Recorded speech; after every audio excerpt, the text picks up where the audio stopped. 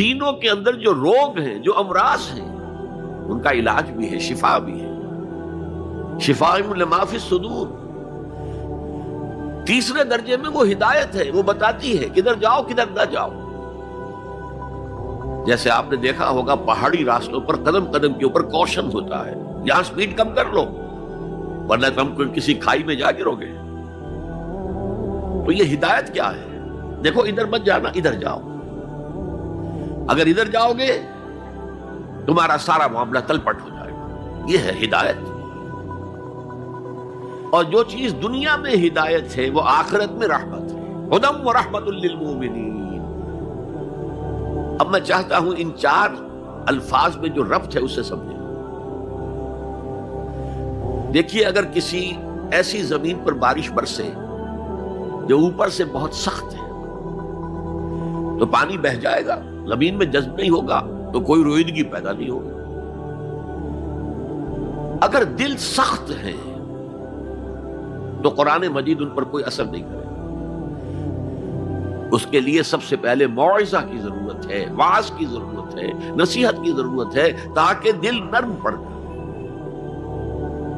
انسانی دل جب سخت ہوتے ہیں تو ان کی سختی چٹانوں سے زیادہ ہوتی ہے۔ سورہ بقرہ میں فرمایا ثم قست قلوبکم فہی کالحجارۃ او اشد قسوۃ، یہودیوں سے خطاب ہے، ثم قست قلوبکم من بعد ذلک فہی کالحجارۃ او اشد قسوۃ۔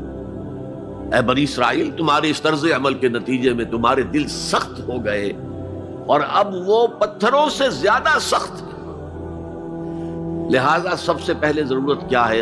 دل کی زمین کو نرم کیا جائے، اس میں حل چلایا جائے۔ یہ کام ہے موعظہ کا، واعظ کا، نصیحت کا۔ ہمارے معاشرے میں کسی زمانے میں واعظ کا بڑا رواج تھا، آج کل یہ چیز ختم ہو گئی، بلکہ واعظ کو گھٹیا بات سمجھا جاتا ہے۔ بھائی کوئی عقلی بات کرو، کوئی علمی بات کرو، تم تو واعظ کہہ رہے ہو، گویا کہ واعظ گھٹیا چیز ہے۔ نہیں، واعظ سے دل میں رقت پیدا ہوتی ہے، نرمی پیدا ہوتی ہے۔ تو قرآن مجید ہی سب سے بڑا موعظہ ہے۔ ہم نے بدقسمتی سے کیا کیا، جب واعظ کہے جاتے تھے تب بھی مثنوی مولانا روم سے، ضعیف احادیث سے،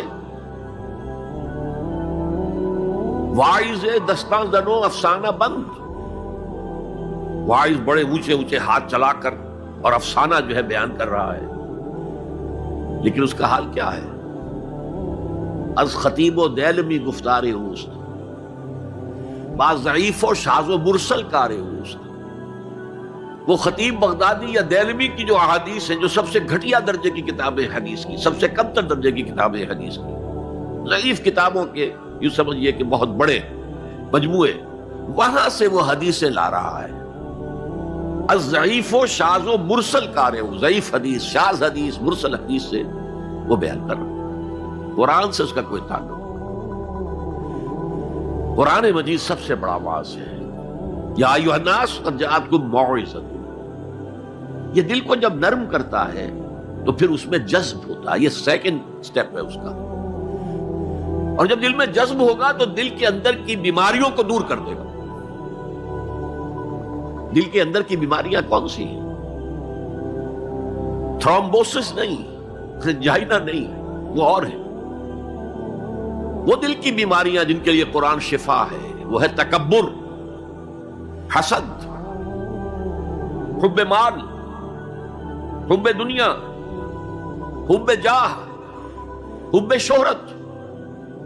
یہ ہیں وہ چیزیں کہ جو اصل ہیں، جو دل کے امراض ہیں، ان سب کو جڑ سے نکال کر پھینک دے گا قرآن حکیم۔ یا ایھا الناس قد جاءتکم موعظۃ من ربکم وشفاء لما فی الصدور، وہ ہدن اور وہ ہدایت ہے، انفرادی زندگی کے لیے بھی ہدایت ہے، اجتماعی زندگی کے لیے بھی ہدایت ہے۔ کبھی اگر سورہ فاتحہ پر آپ غور کریں جو ہماری نماز کا جزو لازم ہے، تو ہم پہلے کہتے ہیں الحمدللہ رب العالمین الرحمن الرحیم مالک یوم الدین ایاک نعبد و ایاک نستعین۔ یہ ہدایت تو ہمیں پہلے ہی ملی ہوئی ہے۔ پھر جو ہم کہتے ہیں اہدنا الصراط المستقیم، اللہ کو ہم نے پہچان لیا، اسے رب العالمین مان لیا، اسے رحمان مان لیا، اسے رحیم مان لیا۔